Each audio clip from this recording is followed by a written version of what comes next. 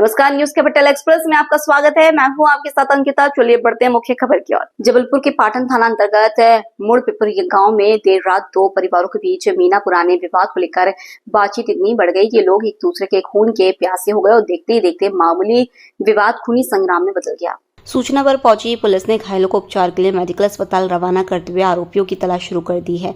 प्राप्त जानकारी के अनुसार पाटन के मड़ पिपरिया गांव में रहने वाले भागवत सिंह और गिरन सिंह के परिवारों के बीच बीते 7 महीने से विवाद चल रहा था। गिरन सिंह के बेटे भारत और भागवत सिंह के बेटे दशरथ सिंह के बीच 7 माह पहले भी झगड़ा हो चुका था। इसी रंजिश के चलते गुरुवार की रात गाँव में हो रहे लगन समारोह के दौरान दोनों पक्ष आमने सामने आ गए। इस दौरान बीच बचाव करने आई प्रीति सिंह की मौके पर ही मौत हो गई, जबकि अन्य लोग बुरी तरह से जख्मी हुए हैं। घटना की सूचना मिलते ही पाटन थाना पुलिस मौके पर पहुंची। घायल लोगों को तत्काल पाटन स्वास्थ्य केंद्र ले जाया गया, जहां प्राथमिक इलाज के बाद सभी को गंभीर हालत में मेडिकल कॉलेज रेफर किया गया। वहीं मृतक महिला प्रीतिबाई के शव का पंचनामा कर पोस्टमार्टम के लिए भिजवाया गया है। वो हम लोग सिनगोरी में लगन में आए थे हम, तो देवेन का भैया है दशरथ नाम का, उसने हमें कॉल किया और गाली गलौज करने लगा। उसी बात को समझाने के लिए हम उसके घर गए, तो उन्होंने पूरे समस्त परिवार के साथ मिलकर हमारे ऊपर लाठी चालू कर दी पीछे से। और उसके साथ अन्नू भी था, अन्नू लोधी, और उसका चाचा रवि लोधी, और उसके साथ उसके और परिवार का एक लड़का और दीपक नाम का, और ब्रजेश और दिनेश। उन लोगों ने लाठी चालू कर दी पीछे से। इसी बात पर लेकर विवाद हुआ। क्या कोई पहला विवाद चलता रहा पुराना? 7 महीने पहले दशरथ से थोड़ी बातचीत हुई थी, गाली गलौज हुई थी, उस बात को लेकर समझौता हो गया था। उन्होंने लाठी चालू कर दी। अच्छा। उसी बात को लेकर अभी हमें सिनगोरी आए थे हम लगन में, तो उन्होंने हमें रिमझतर गड्ढा पर रोक कर मारने की धमकी दी और हमें बुला रहे थे, सिनगोरी से जान से मार रहे थे। तो हमने बाद में आए, जब वो घर चले गए और हम लोग उनके घर समझाने गए, तो उन्होंने लाठी चालू कर दी। अन्नू के चाचा और अन्नू और दिनेश और वो दीपक और ब्रजेश। कितने लोग घायल हो गए हैं? 4 लोग घायल हैं। क्या नाम आपका? दुर्गेश ठाकुर। सर, एक विवाद हुआ है जिसमें एक महिला की भी मौत हुई है, क्या है मामला? आज सूचना प्राप्त हुई कि ग्राम मड़ पिपरिया में 2 परिवारों में विवाद हुआ, जिसमें पता चला कि पुराने विवाद को लेकर दोनों पक्षों में वाद विवाद हुआ, जिसमें एक पक्ष द्वारा दूसरे पक्ष पर अचानक लाठी डंडों से हमला कर दिया, जिसमें एक महिला प्रीति लोधी की मृत्यु हो गई है। आरोपी अभी फरार है, उनकी तलाश जारी है। खादिम जमीयत उलमा मध्य प्रदेश एवं मध्य प्रदेश सरधर्म सद्भावना मंच के सचिव हाजी मोहम्मद इमरान हारून ने आज ईदगाह के संरक्षण की मांग को लेकर कहा कि ईद उल अजहा का चांद नजर आते ही ईद उल अजहा की तैयारियों में तेजी आ गई है। साधारण चुनाव खादिम जमीयत उलमा मध्य प्रदेश एवं मध्य प्रदेश सरधर्म सद्भावना मंच के सचिव हाजी मोहम्मद इमरान हारून ने आज ईदगाह के संरक्षण की मांग को लेकर कहा कि ईद उल अजहा का चांद नजर आते ही ईद उल अजहा की तैयारियों में तेजी आ गई है। 7 जून को ईद उल अजहा का महापर्व मनाया जाएगा एवं लाखों की संख्या में मुस्लिम समाज के लोग ईद उल अजहा की नमाज अदा करने ईदगाह और शहर की कई बड़ी मस्जिदों में पहुंचेंगे, पर अब तक ईदगाह और उसकी पार्किंग की व्यवस्था दुरुस्त नहीं की गई है। ईदगाह के आसपास परिसर की बदहाली छाई हुई है।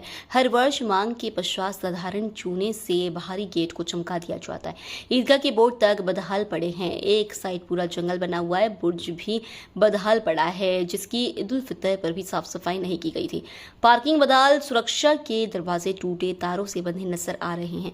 चारों ओर कचरे के ढेर और मवेशियों की भीड़, ये आज तक की स्थिति है। ईदगाह और पार्किंग के स्थायी संरक्षण की मांग मध्य प्रदेश वक्फ बोर्ड से कई बार की जा चुकी है। हाजी मोहम्मद इमरान हारून खादिम जमीयत उलमा मध्य प्रदेश ने यह मांग ईद उल अजहा को देखते हुए फिर दोहराई है कि ईद पूर्व ईदगाह और इसकी पार्किंग में साफ सफाई और अन्य सुविधाओं पर ध्यान दिया जाए, जिससे कि मुस्लिम समाज को ईद की नमाज के समय मुश्किलें उत्पन्न ना हो। वहीं ईदगाह पार्किंग को स्थायी रूप से 2 करोड़ रुपए के बजट से संरक्षित और सुरक्षित किया जाए। इस मांग में मोहम्मद कलीम एडवोकेट, महासचिव जमीयत उलमा मध्य प्रदेश, हाफिज साजिद अहमद, मौलाना अंजर, मुजाहिद, मोहम्मद खान आदि शामिल थे।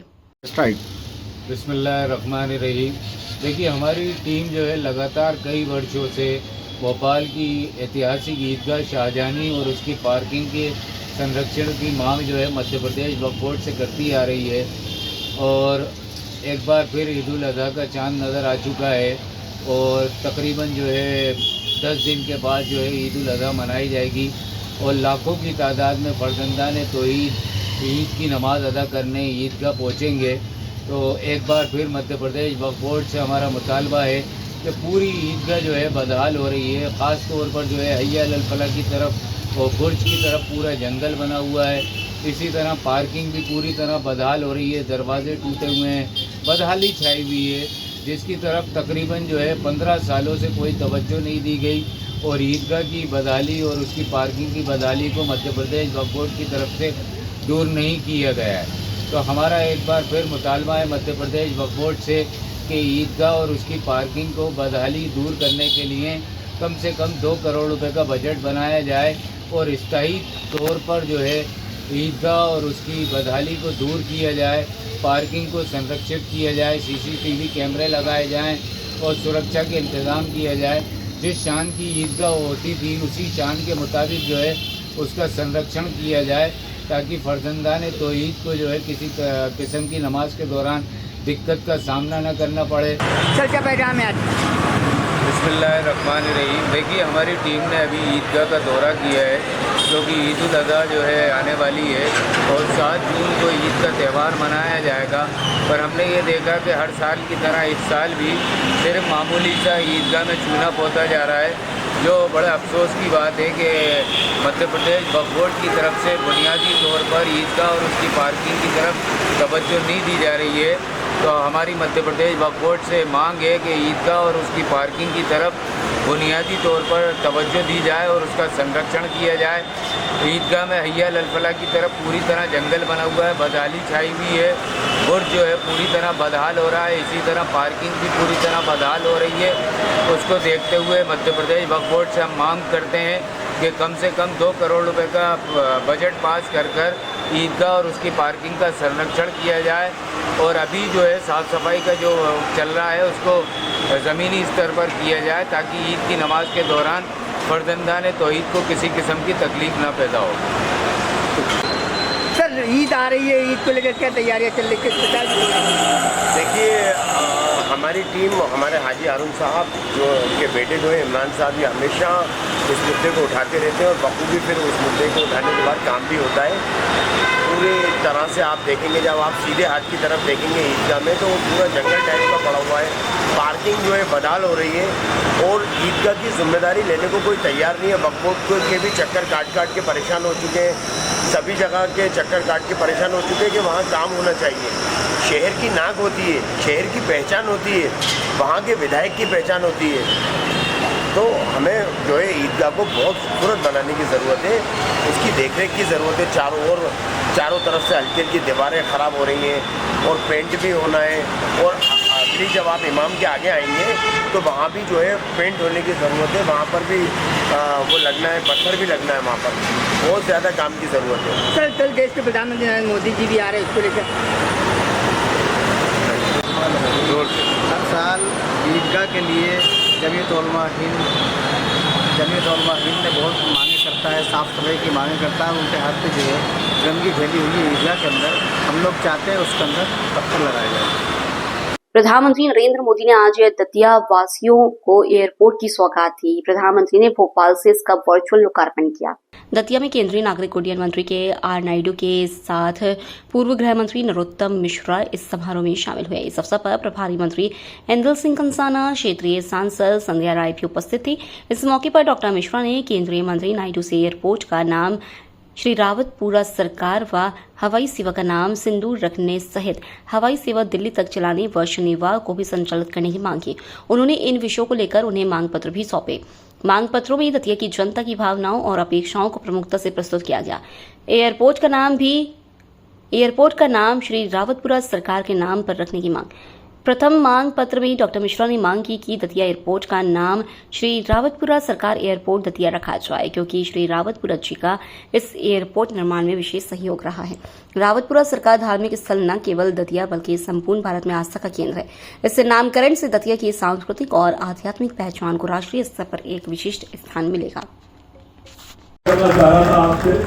एक तो अगर हो जाए तो हमारे इस जगह में, क्योंकि रावतपुरा सरकार ने ये जगह उस समय मेडिकल कॉलेज खोल रहा था, तो इस एयरपोर्ट की जगह को देने में सहयोग किया था। तो इसका नाम अगर हो जाए रावतपुरा एयरपोर्ट, तो मैं आपको एक ये दूंगा।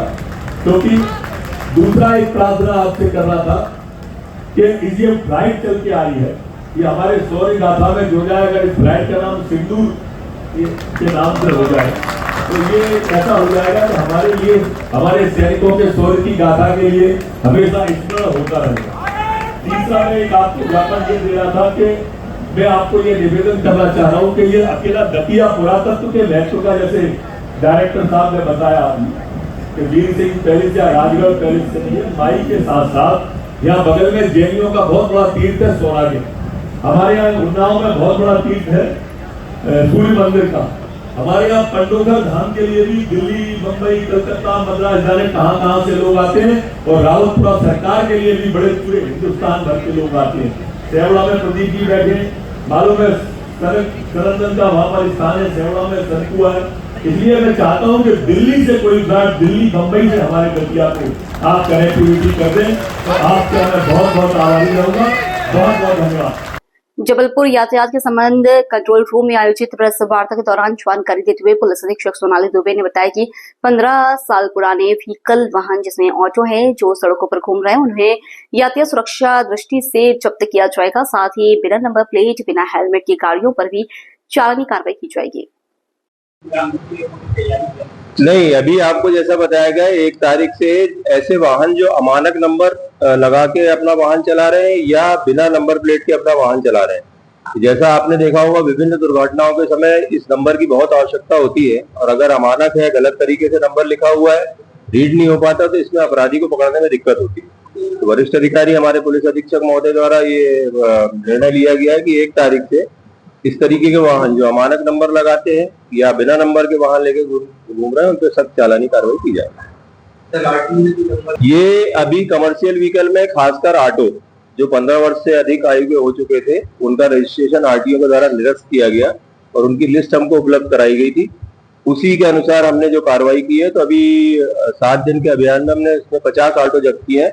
आगे की कार्रवाई आरटीओ के माध्यम से उसके नष्टीकरण की और सुनिश्चित जी संबंधित वाहन मालिकों को लेटर वगैरह पूर्व से आरटीओ द्वारा जब रजिस्ट्रेशन किसी भी वाहन का निरस्त किया जाता है तो उसके वाहन मालिक को सूचित किया जाता है।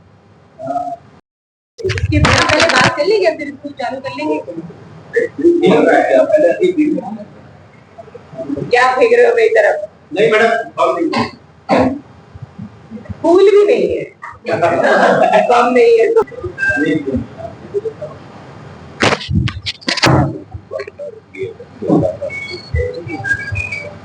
एक्चुअली ये जो बैठक रखी गई है, ये आज आप सब लोगों से एक मुलाकात, जब मैं यहाँ ट्रैफिक का चार्ज ले रही थी, तो कि हम ट्रैफिक में कुछ काम करने का प्रयास करेंगे, और 3 महीने के बाद की बात हुई थी, और चूंकि अप्रैल में हो गए थे वो, और मई में बैठक नहीं हो पा रही थी, इसलिए भी आज आप लोगों को यहाँ बुलाया गया था। आज पत्रकारिता, हिंदी पत्रकारिता दिवस भी है, तो इसी बहाने आप सभी लोगों, जो ट्रैफिक की बात आती है, तो ट्रैफिक हमेशा जो है वो कोऑर्डिनेशन का मुद्दा होता है। ट्रैफिक अकेला पुलिस का काम नहीं होता, अकेला राजस्व का नहीं होता, अकेला सड़क विभाग का नहीं होता है, पीडब्ल्यूडी का नहीं होता है, उसमें जनता का भी उतना ही रोल होता है।